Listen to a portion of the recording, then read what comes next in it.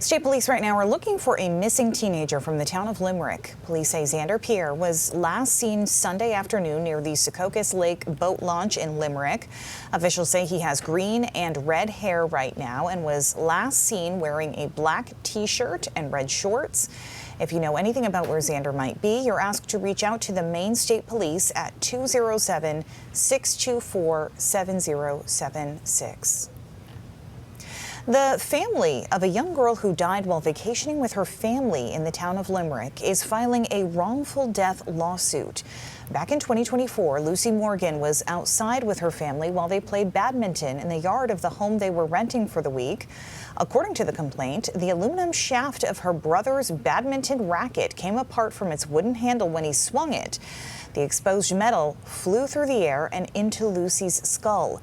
2 years later, the Morgans are filing a wrongful death lawsuit against Franklin Sports, the manufacturer of the badminton set. The lawsuit alleges that the racket was defective and unreasonably dangerous. The lawsuit also seeks damages on behalf of Lucy's estate and Lucy's 3 siblings who witnessed the event.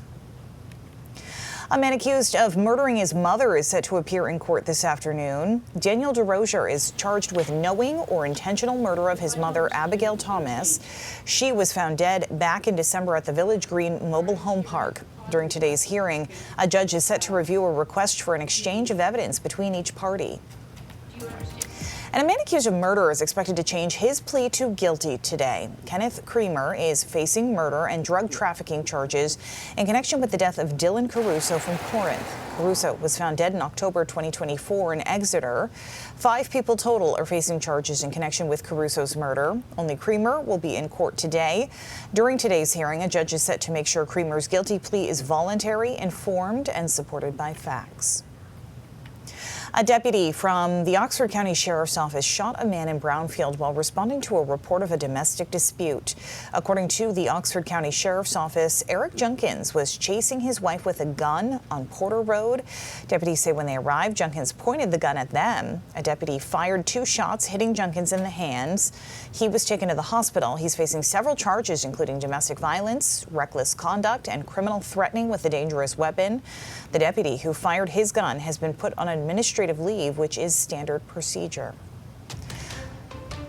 Lincoln's town office is back open today, but with limited services. It comes after a cyber attack that disrupted the town's computer network. City leaders say the town's IT provider notified them of the incident Saturday.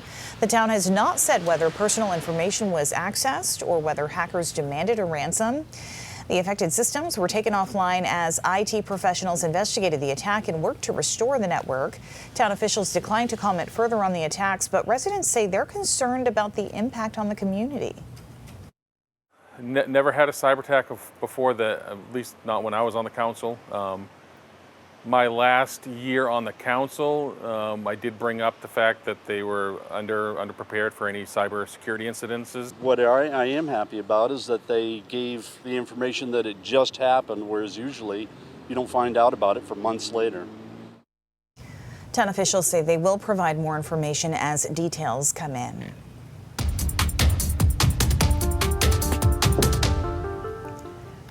Residents of the Hidden Circle Mobile Home Park in Jay now own the land they live on. The Cooperative Development Institute says residents bought the park last month for $1 million.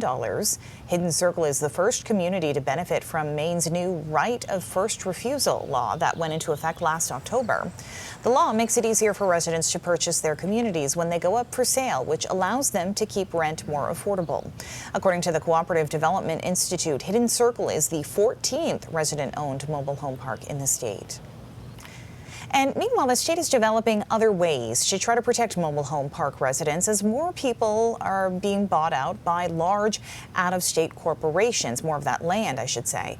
The Maine Office of Community Affairs just launched a database to track rent at each of Maine's mobile home parks. Our Katie Delaney takes a closer look at the new tool.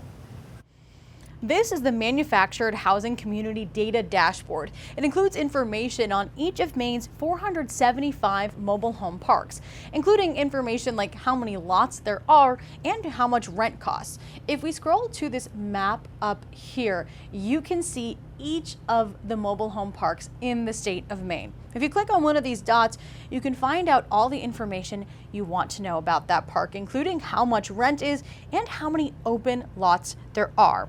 Greg Payne, the senior advisor on housing policy in the Governor's Office of Policy, Innovation and the Future, says for residents and people looking to buy a mobile home, this can help them compare rents and find out where is most affordable. Over time, the database will also show how much rents change at different parks.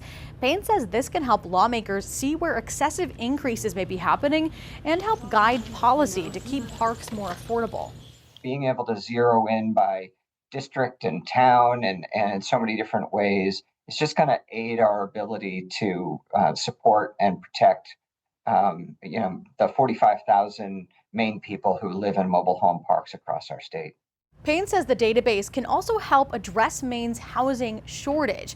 He says showing where the most unoccupied units are can help housing developers find opportunities to create more homes.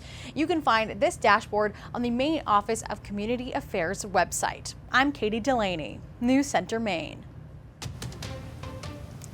People in Kittery are under mandatory water restrictions right now. The town's water district says that's because of low water supply levels and continued dry conditions. Landscape watering is limited to 2 days per week, depending on your address. Watering hours are from 8 p.m. to 7 a.m. and no landscape watering is allowed Saturdays or Sundays. You can find more information on the Water District's website. Officials say they will enforce penalties for people who do not follow these guidelines. Officials are also asking people to take steps to reduce their overall water consumption. The restriction is in effect until further notice.